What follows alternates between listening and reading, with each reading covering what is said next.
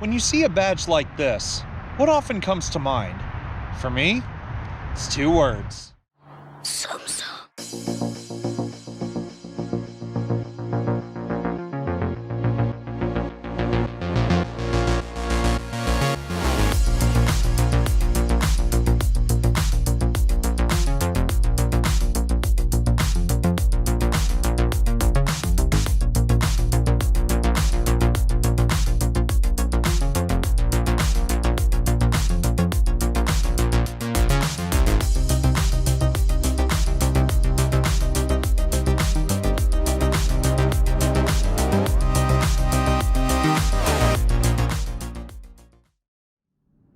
What's good, ladies and gentlemen, and welcome back to another car review here on the driveway, where this week, I'm going to tell you, there's a smile on my face for a reason, because we finally have a serious dose of gas-fueled hot hatch performance under our feet.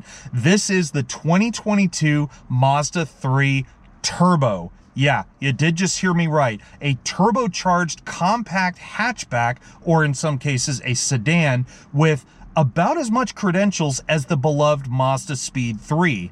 But unlike that car, this has more torque than the old Speed, and it now has the benefits of Mazda's i-Activ all-wheel drive. So none of that wrist-snapping torque steer or anything like that. This is a very solid performance build. But I'll tell you what else is solid is the hit that your wallet's gonna take. If you want the Premium Plus model like this one, fully loaded out, all-wheel drive, turbo, you know, with all the fun factors you could want, it's 36 grand. That is quite a chunk of change, but I'll tell you, it's more than enough to attract several people's attention. But I'll tell you what's attracting my attention more than anything else is the start button down there. So let's press it, hit the road, and let's get this baby out where she belongs.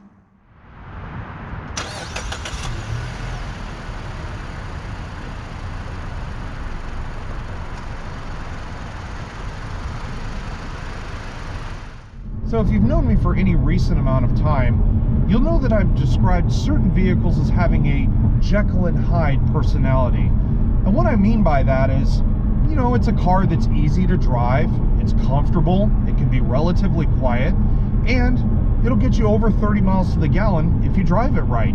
All good things, right? But then in the back of your mind, definitely in my mind, there's that little voice that starts telling you, hey, you got some performance on your hands here, and this Mazda 3 is no joke either. 227 horsepower, but 310 foot-pounds of torque, and again, it's put through the i-Activ all-wheel drive system. So inevitably, the mood will start taking you there where you want a little bit more, you want some more fun in your daily commute. And then your foot just starts going down further and further and further, and then all of a sudden, ooh! Woo! That is a rush. It's like catching a wave. You just get pushed forward, and it's not a slam your head back in the seat kind of experience, but God, is that torque smooth. You know, though, as much as I'd love to say that the Mazda 3 is an all-around perfect commuter car with the right dose of performance and all the good stuff, well, it's not without its faults, that's for sure. Bearing in mind that my commute every day to work that I drive 6 days a week is 11.5 miles long one way, I have used an entire tank of gas just in the week that I've had this car, which isn't necessarily surprising, but at the same time, I kind of was expecting a little bit more out of this thing. But then again though, like I said, with that torque wave and just feeling the drive of this car, it's kind of been hard to keep my foot, you know, at a reasonable level. So if you are someone who is concerned about fuel economy, but you still like the Mazda 3 overall, I would just go look at the normal one. The Turbo is definitely the thirstier of the 3s. Unfortunately, at this point, it's kind of put me at a crossroads in my thought process, because we're at almost $36,000 for this car. And that puts you squarely in some serious hot hatch territory. You're talking the likes of everything from a Volkswagen GLI or GTI, you know, whether you prefer a sedan or a hatch. You're even looking at maybe a lightly used, if not a brand new Ford Focus ST. You know, you're talking those kind of areas, and again, right around the $35,000 to $40,000 mark, you know, depending on how equipped. And all of those cars, including this one, offer some real performance for the money. But the question is, which one do you pick? It's kind of hard to decide. Well, as somebody who has had a lot of Mazdas in my family, I'm kind of leaning towards this. But at the same time, I know that there's so much extra performance that can be had, whether from this, and you call somebody like Cork Sport Performance and you want to put their aftermarket accessories on it, or you just get a factory fresh car with all the performance you want right out of the box.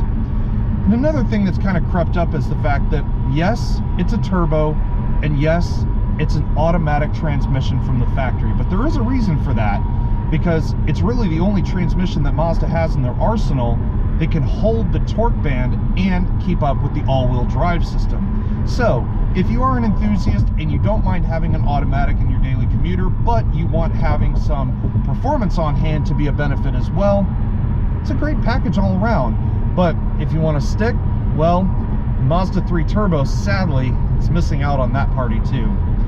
But what it's not missing out on is looks, because that's one thing that Mazda does very, very well. So let's head back to our favorite little spot and go have a chat about that.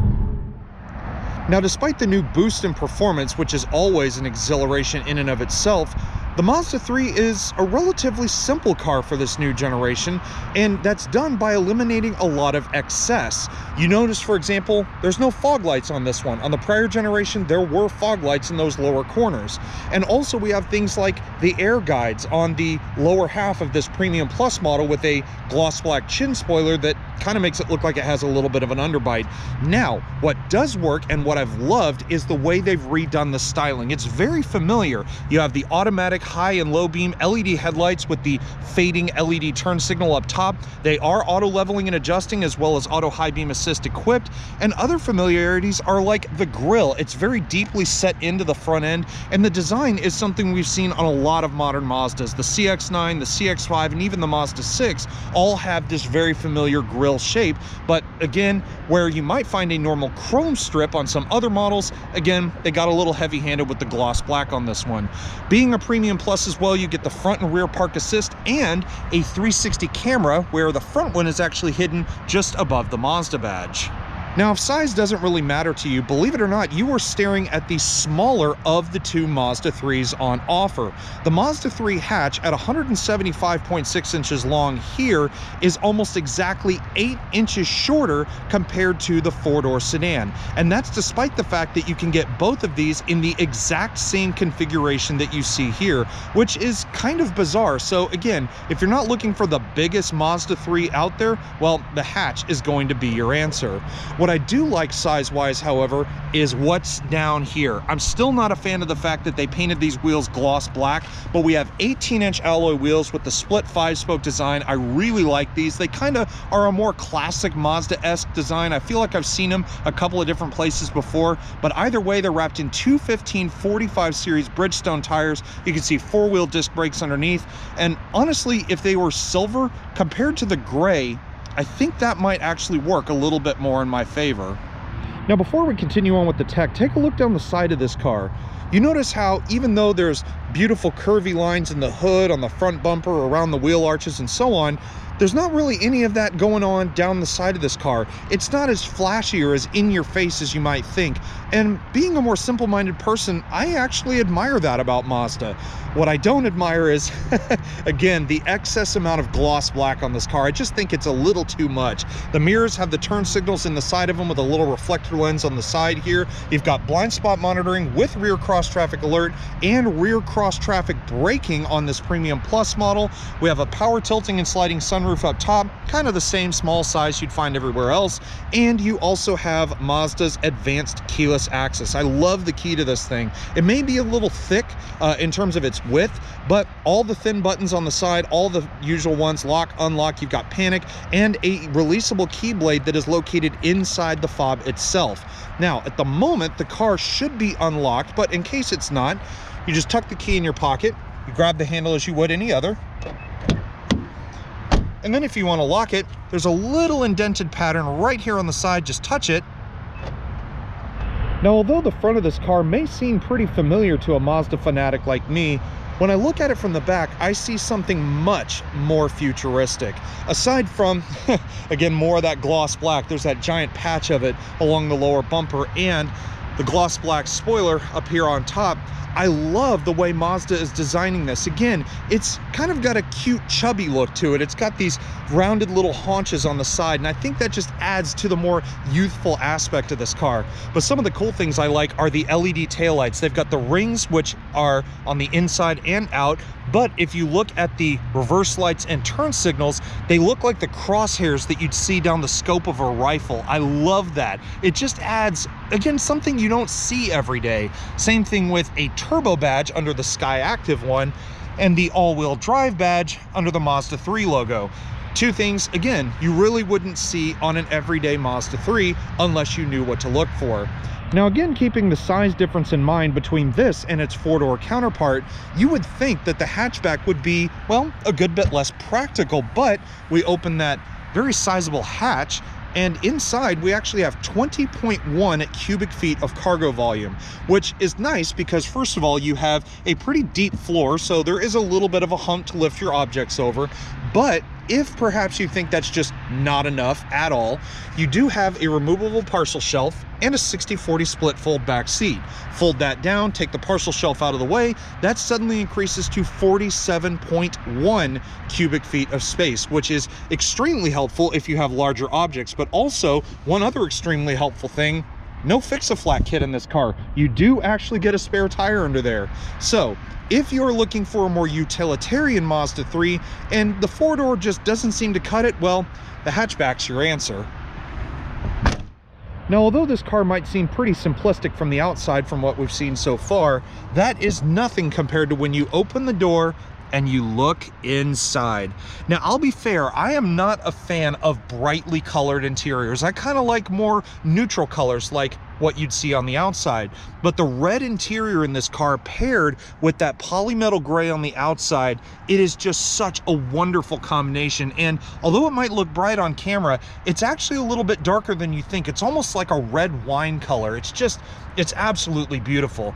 Now, at over 35 grand, I would have expected maybe a little bit more, considering that some of the competition offers things like ventilated seats as an option. This one has heated seats for just the front occupants. The rear occupants can live without.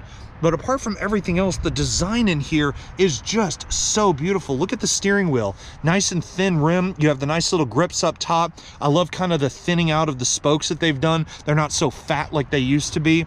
It is a manual tilt and telescoping steering column, and you actually have some pretty interesting stuff over here on the left, like your traction control, park assist, the button to activate the 360 camera while the vehicle is stationary. You have the button to activate or deactivate all the safety systems. But down here below, just above this nice little change drawer that we have, is the button to activate both of the memory seat settings for the driver's side.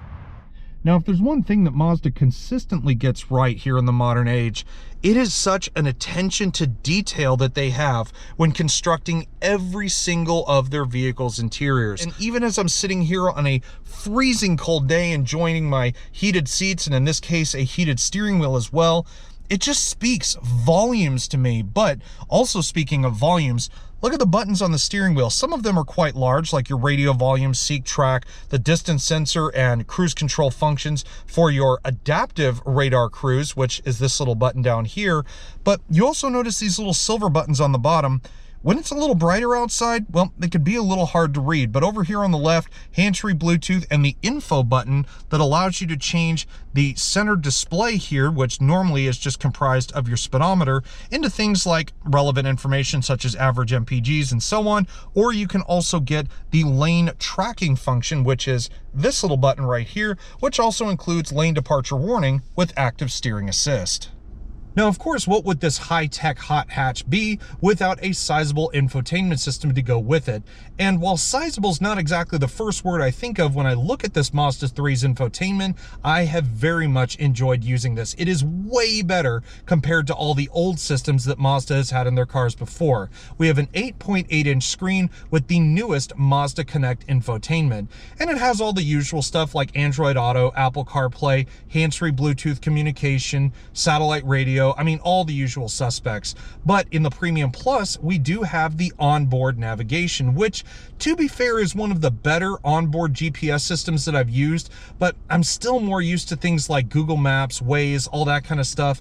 But the way this system is interacting, or the way you can interact with it, just feels so much easier to work with. The rotary dial is much more slick. It's much easier to use. You can go right back to the home menu. All the buttons are much more clearly labeled. And another nicety I've really come to love is also the 360 around view monitor. Now, you put the car in reverse, you get the normal backup camera over here on the left with the 360 monitor on the right. But by pushing the view button that I mentioned earlier just to the left of the steering column, you can change the angle of the camera. So now you have it on sort of a fisheye lens that kind of encompasses a little bit more of what's around you, but you still have the 360 monitor nonetheless. If I pop it in drive, now you can see we're looking out the front of the car, and again, you have fully adjustable driving systems here. Now, you can't have such a nice infotainment without having a solid stereo system to go with it. And in this Mazda 3, it is no exception. We have a 12-speaker Bose Centerpoint audio system. And to be fair, Mazda has had a pretty good partnership with Bose over the years, having such technologies like Bose Centerpoint and the Bose Audio Pilot system. And the sound that this one creates is nothing short of solid.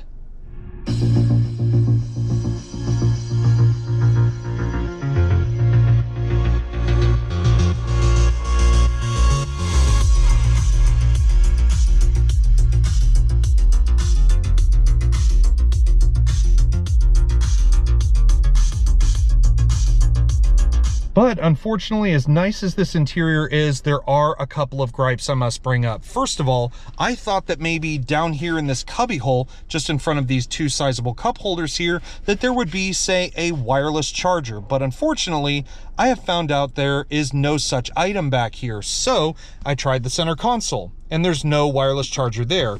You can slide it back, and there is a couple of USBs in there, but that's where my other gripe comes in, which is when I plug my phone in to use, say, Android Auto, or say just stream it for USB media streaming, it seems to have a connection issue with the Mazda Connect system up here. Now, I have a fairly modern phone. I have a Samsung Galaxy S9, and it usually works just fine in all the other cars I've driven. But for some unknown reason, whether plugged in via USB to use, say, Android Auto, or streaming my Bluetooth, I have had a little bit of a connectivity issue. So maybe that's something Mazda needs to work on a little bit.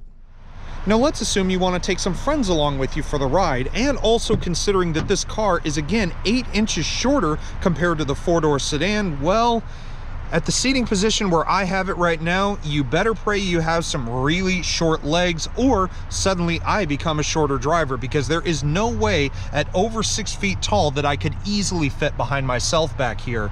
Now, you do have some creature comforts should you decide to wedge yourself back here, as you do have a nice little armrest with 2 sizable cup holders. And as I said, assuming nobody's back here, you can also use the latch on the side of the seat to fold it down. Now, if you want to see what a really tall person looks like getting into this car, well, trying to get in through the side, you kind of have to go butt first and then slide your legs in. And yeah, I'm not sure how well you can see that, but my knees are about into the front of the cushion here on this driver's seat. It is so bad. But then again, if you have a shorter driver, well, I don't see any reason why I could sit back here, but I probably wouldn't want to at my height.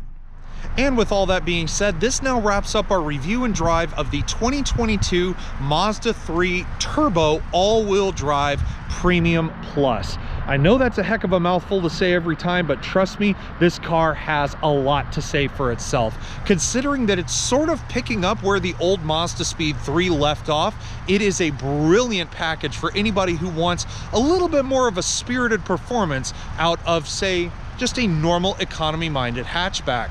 But anyways, guys, if you enjoyed this video, perhaps you learned something about the Mazda 3 today, please give this video a thumbs up, and also while you're at it, hit the subscribe button down below, because trust me, that does benefit the both of us at the end. At the end of the day, though, my thanks goes right back to Mazda USA, who have lent us this car for a whole week to have some serious fun with. But at the end of it, guys, I hope you enjoyed the review. I will see y'all next time. Take care, everybody, and stay safe.